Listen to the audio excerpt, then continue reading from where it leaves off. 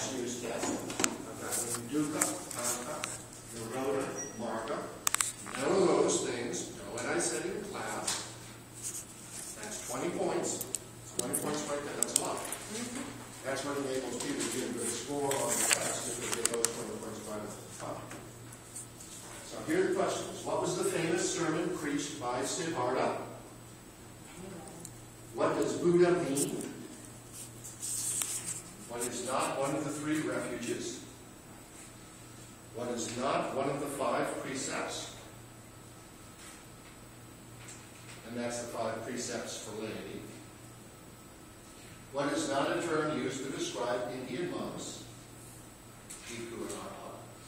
Which of the following does original Buddhism retain? Remember, I gave you that whole list of things that they don't have. Ritual, sacrifice, priests, caste, gods, blah, blah, blah. But they do have something. And when you see the question, you look at it and say, oh, of course they have that. What is not true of South Asian Buddhism? What is not a meaning for anicca? We haven't said that today. You have 2 original definitions, unsatisfactoriness and impermanence. What is not true of South Asian Buddhism? What is not a form of wisdom sought in meditation? Those 3 forms, beyond the Prajnalamuni. What is not part of you according to Buddhists? What do Buddhists believe in terms of reincarnation? Yeah, I make that big point. They don't have a soul, they don't have an alma, they don't have a problem. What is not true of the Buddhist concept of the soul? What does not define nirvana for South Asian Buddhism? What is not true of East Asian Buddhism? What does an East Asian bodhisattva not provide? And those are those terms that I'm going to, that's karuna, and they'll give you bodhi, the treasury of merits, bhakti, love, and provide forgiveness. What is not true of East Asian Buddhism? What does the word stupa not mean? What is not a definition of nirvana in East Asian Buddhism? So you get those definitions down. South Asian Buddhism, nirvana is a level of existence beyond existence. In East Asian Buddhism, it becomes heaven. It becomes a garden in the West, presided over by the Amitabha. But also, when you take in Zen's definition, enlightenment or satori. So this is a question. What is not the definition of East Asian Buddhism? The perfect wrong answer would be put the South Asian definition in. It should be the garden in the West, right? For East Asian would be like the garden in the West, heaven. What would not be the answer? And then the South Asian Buddhism is the level of existence beyond existence. Yeah. What is not an East Asian Buddhist country?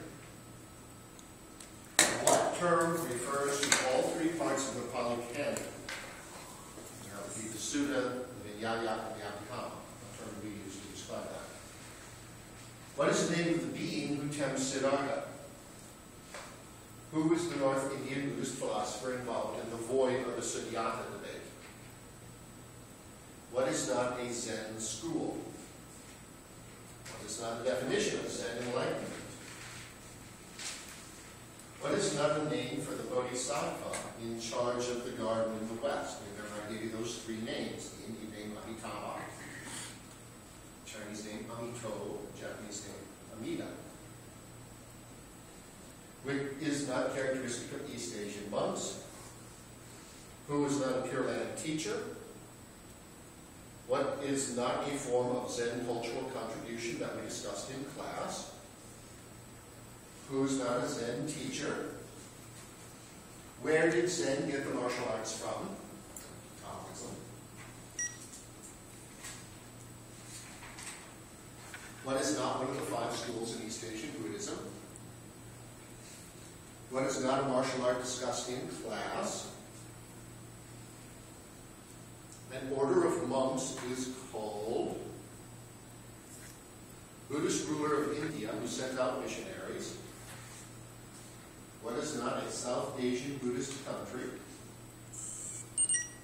What is not the word for Zen riddle? What is not one of the core teachings of Buddhism? That would be the Four Truths, the Eightfold Path, and the Precepts.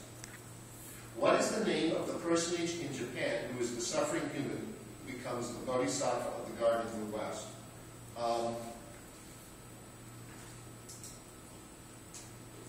I mentioned the name orally. I don't know that I put it on the board. I think we ran out of time in class, so let me put it on the board now. Gozo Bosatsu. Varies spelled different ways, but that's the spelling you see on the test. Bosatsu. He was a person who the Japanese say this, Chinese don't say this, which is interesting.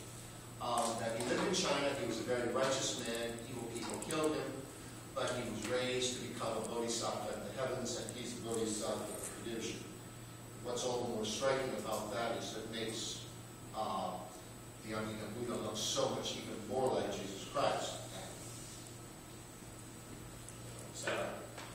And then who was the great 13th century preacher who was the founder of the nationalistic forms of Japanese Buddhism?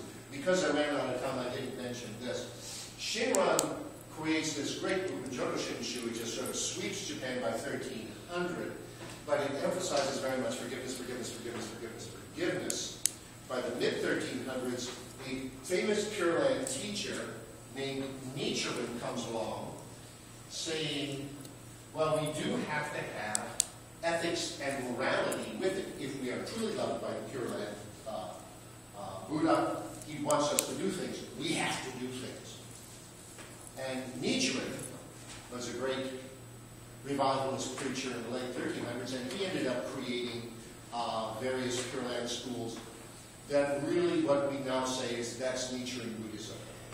And because he stressed we must be ethical, we must be moral, nobody is more moral than the Japanese. That little theme will come back to bite him, because that begins to undergird this intense nationalistic pride by the late 1800s and 1900s. Had Nietzsche known that in part, Soku Gokkai comes out of the Nichiren schools. And the Nichiren schools do have, half of them have a certain kind of cockiness. There. And here's the best way to characterize Nichiren. He's a Puritan. He's like the Puritan founders of New England. There's a sort of, sometimes a very self-righteous cockiness in the Nichiren tradition. If people lead moral lives, there's a kind of cockiness. And yet at the same time, the Nichiren schools also produce very, very, very gentle piety from Kokyo and Tenrikyo in the 19th century, which are kind of a reaction against that cockiness. So the Nichiren tradition actually is part of the Shinran tradition. It's all still Pure Land, but we make a distinction and say, they're their own thing. And they've got that kind of attitude toward each other. The Jodo Shinshu people and the various Nichiren people said, we're different. So, we say nationalism Buddhism. And it absorbed an awful lot of Shinto over the years. So that would be the last question. Who is the great 13th century preacher?